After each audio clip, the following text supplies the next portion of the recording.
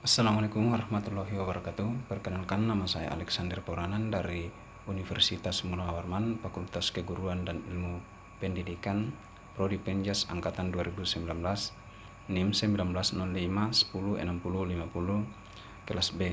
Di sini saya akan menjelaskan sejarah perkembangan pencaksilat di Indonesia dan juga alat-alat yang digunakan.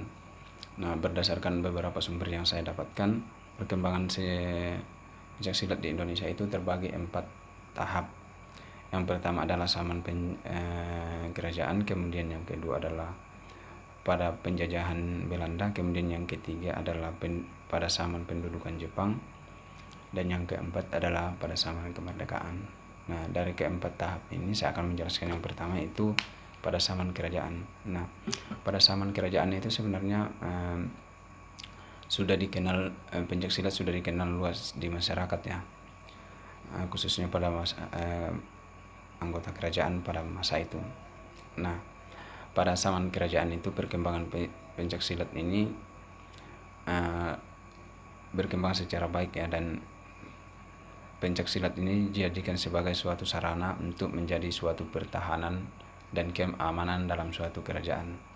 Nah, karena banyak kita tahu bahwa di Indonesia pada zaman kerajaan itu banyak kerajaan-kerajaan seperti kerajaan Majapahit, Singasari,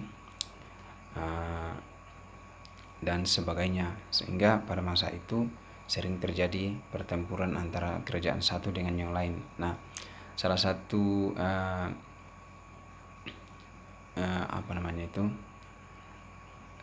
senjata pertahanan utama adalah seni bela diri, yaitu pencaksilat. Nah, setiap angkatan perang waktu itu diwajibkan untuk menguasai dan dilatih dengan seni bela diri pencaksilat. Gunanya apa? Sehingga ketika sewaktu-waktu terjadi perang antara kerajaan satu dengan yang lain itu, seni bela diri ini dijadikan sebagai suatu alat untuk mempertahankan diri dan juga untuk melawan setiap musuh yang ada. Nah, waktu itu perkembangan seni bela diri ini sangat pesat ya, karena sering terjadi peperangan, dan pada zaman kerajaan itu sudah mulai dikenal seni bela diri pencaksilat. Nah, kemudian masuk di masa penjajahan Belanda. Nah, di masa penjajahan Belanda ini pencaksilat justru tidak diizinkan oleh pihak Belanda. Mengapa? Karena pencaksilat ini dianggap sangat berbahaya bagi mereka, sehingga pencaksilat ini bertentangan bagi mereka. Dan pada zaman itu pencaksilat hanya diizinkan jika dalam pertunjukan seni saja, dan juga dalam upacara-upacara adat. Nah, karena masyarakat pada masa penjajahan Belanda ini tertindas, sehingga seni bela diri ini justru dipelajari secara sembunyi-sembunyi oleh beberapa golongan masyarakat kecil saja, sehingga perkembangannya tidak terlalu mengalami peningkatan di awal pendudukan Belanda. Namun di akhir-akhir pendudukan Belanda, karena masyarakat yang sangat tertindas ini justru membangkitkan amarah dan semangat juang bagi masyarakat pribumi untuk lebih giat mempelajari seni bela diri ini, sehingga walaupun dilakukan secara sembunyi-sembunyi justru membakar semangat para pejuang bangsa Indonesia waktu itu. Nah, kemudian memasuki masa pendudukan Jepang, justru perkembangan seni bela diri ini diizinkan oleh pihak Jepang. Gunanya apa? Diizinkan sebenarnya untuk kepentingan Jepang sendiri.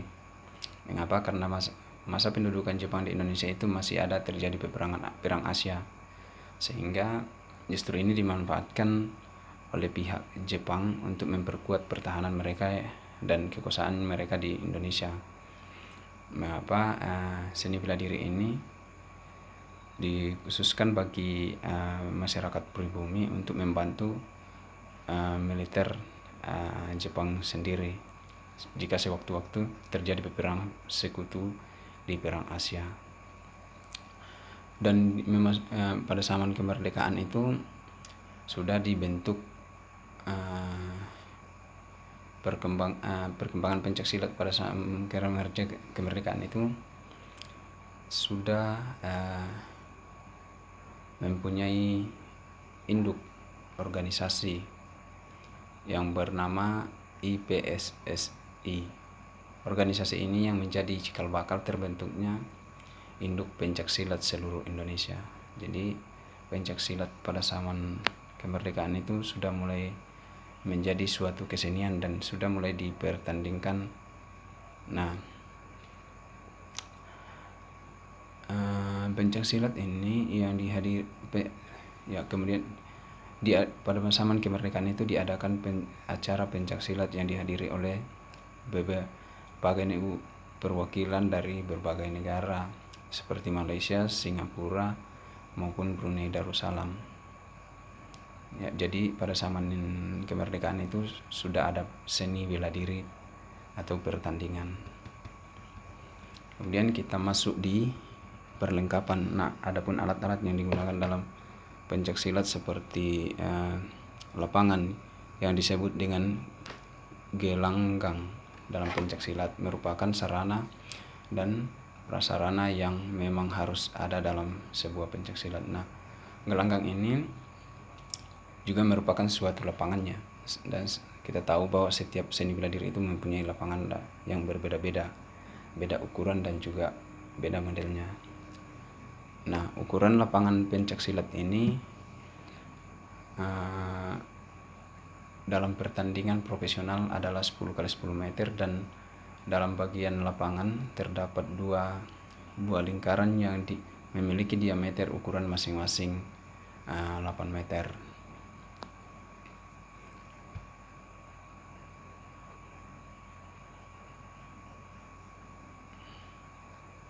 Ya, itu adalah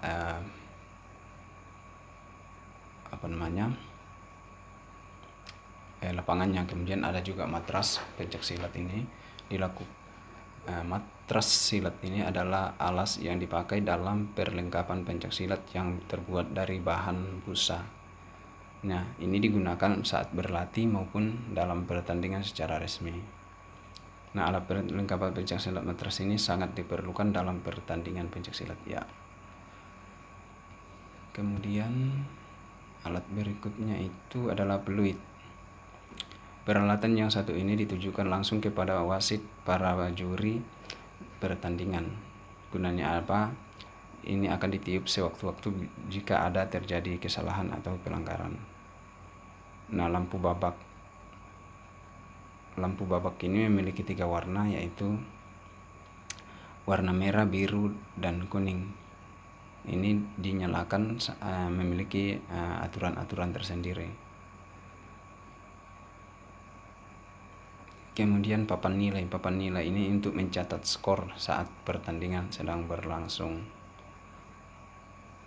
Ya, itu saja penjelasan dari saya, semoga bermanfaat.